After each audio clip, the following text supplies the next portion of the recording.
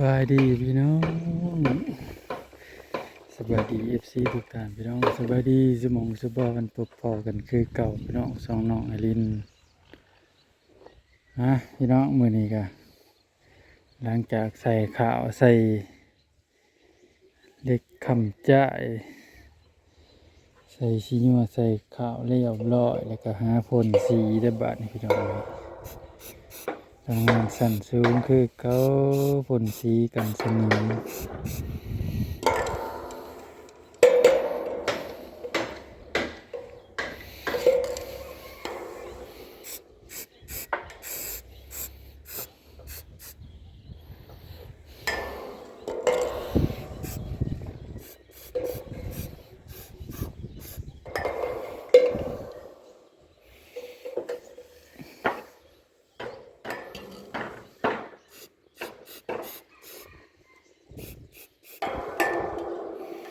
พ่นสีกันสนิมพี่น้องบ้านนี้ก็ได้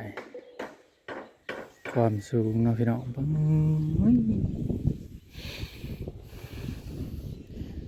ถ้ากับตึกสี่สั้นก็จะ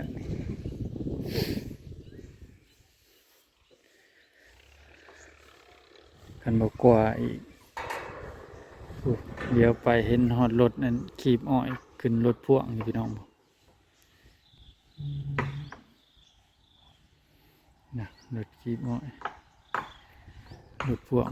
จอดรอถ่าห้องก็เต็มแม่มันยังลูกมันพี่น้องกำลังขีบขึ้นในสองมืออะไรเป็นเห็ดอยู่นี่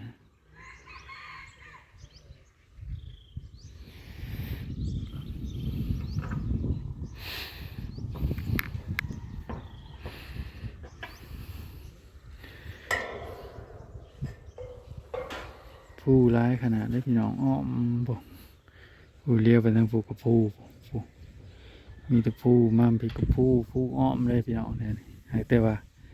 ทางมันสิเบี่ยนไปทางข้างผู้เนาะอันนี้เป็นป่ายางเขาขึ้นไปทางน่ะกับผู้พี่กับผู้มีแต่ผู้พาพี่น้องเลยมีแต่ผู้พาป่าดง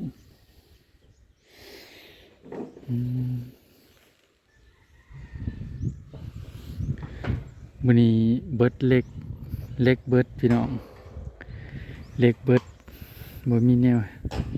บ่มีเล็กเฮ็ดแล้วก็เอาก็มาพ่นสีกันสนิมพี่น้องเอ้ยพ่นสีกันสนิมเที่ยวขึ้นเที่ยวลงอยู่ในนี่ล่ะพี่น้องไต่พ่นไป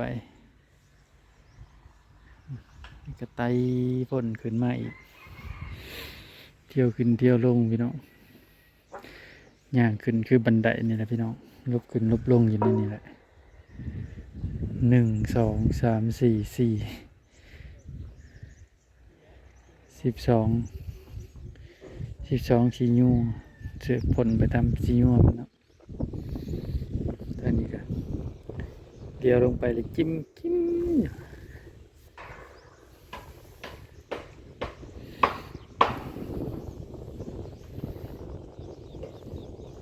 เห็นฮอตรถ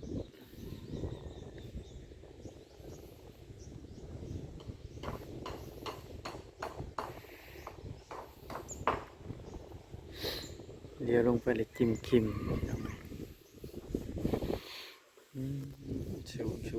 ชูสบายดีเนาะใส่แว่นกันแดดได้ดีกว่าแว่นกันเสื้อ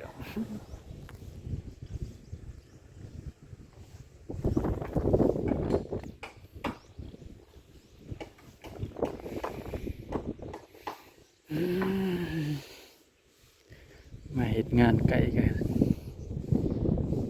กินนอนลูกนอนเต่าพี่น้องเอ้ยโตมาก็มีแต่เจ็บแต่ไข้ลูกเต่าก็ได้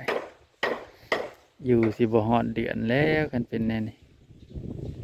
ลูกก็มีแต่เจ็บแต่ไข้บ่มีผู้ใดเอาซอยเมียเลยพี่น้อง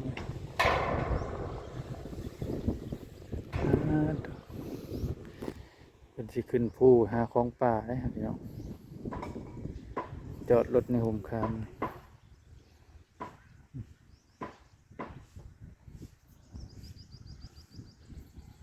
จอดรถในโฮมคามเพิ่นมาจอดรถในโฮมคามมีรถพ่วง2 คัน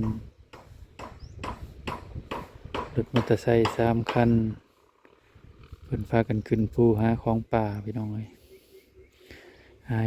หาแนวอยู่แนวกินเนาะพี่น้องหาของอยู่ของกิน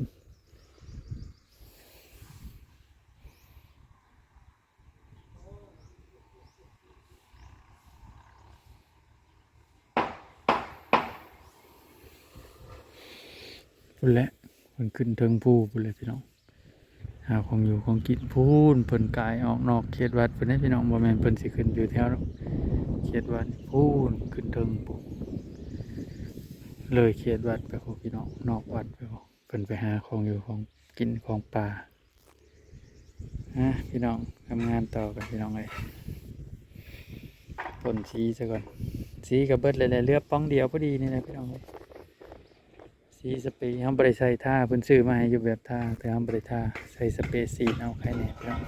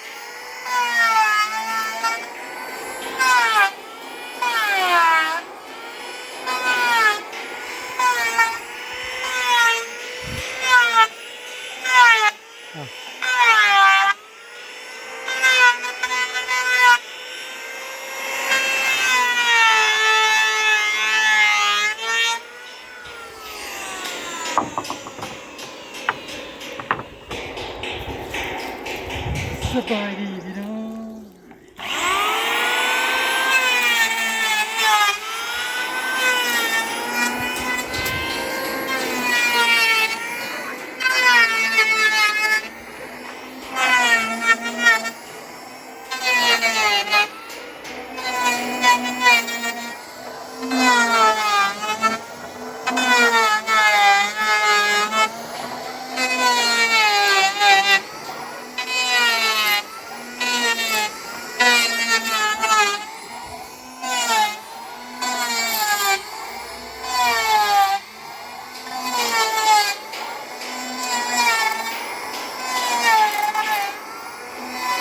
เพิ่งจะเช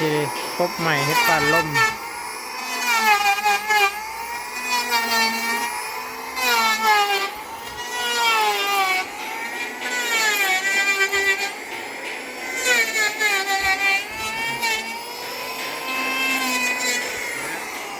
ฮะ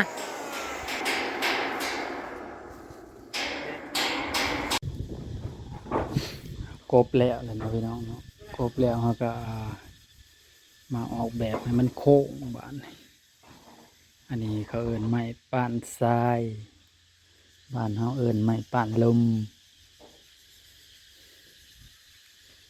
เขาเอิ้นป้านทรายอยู่บ่จะคนไทยเขาเอิ้นอิหยังบ่บ่เท่า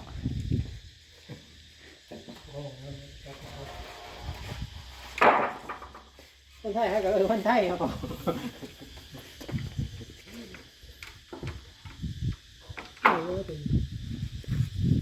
ได้น้อยนึง ใส่น้อยเดี๋ยวตูดไปอีตูดขึ้นโหปุ๊ แต่ ตูดขึ้นไปทางพะเท่าพูนปูไม่เนี่ย ถอยคืน เลยออกกันรถมันเพื่อนว่าเออ มันคือแตกแค่ทางผีคือแตกแค่ทางผีผีต่อนี่ใช่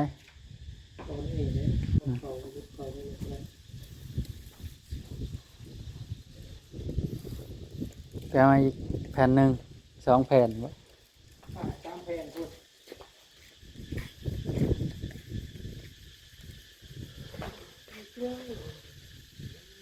ปาด เป็นโมย่าเนาะ หึ โมย่าเป็นเย็ดนี่แหละเป็นโมย่าเลย ปาดแล้วกบฮีดอีกเป็นได้ไดปาดแล้วเอากบฮีดอีกได้ไดนี่มันจะเกี่ยงตร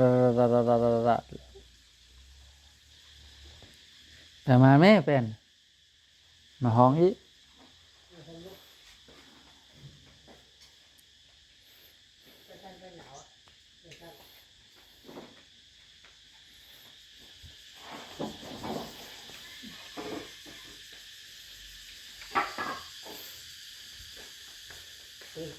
ที่เด้อที่เด้อดี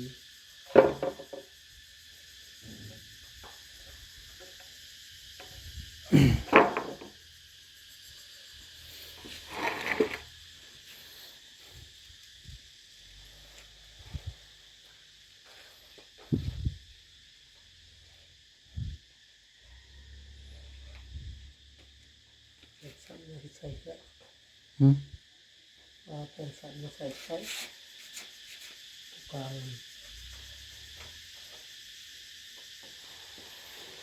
อันนึงมาใส่ดู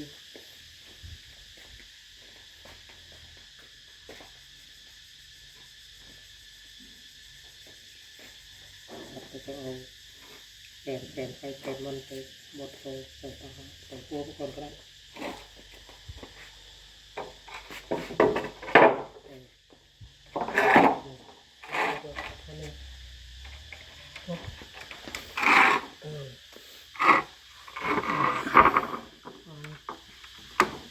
ตูดเนาะตูดเขาตั้งผู้โพดอีก เกี่ยวกับต้นก็ได้เฮ้ยต่อมีคือแป้นมีต้นคือแป้น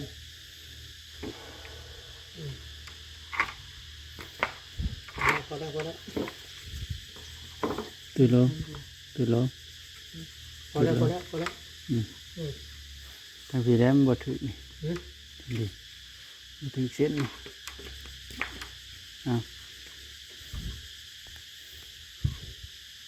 ตูดไม้นี่ให้ เคาะไปเคาะป๊อกๆขึ้นเลยนะเคาะตีมันได้บ่น้อง มันเที่ยงกันบ่มันได้เรื่อง ทางบุญเด้ ได้แล้ว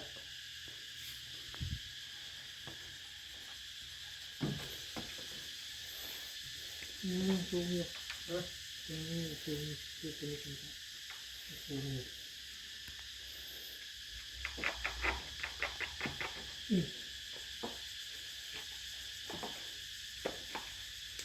ดีเปี้ย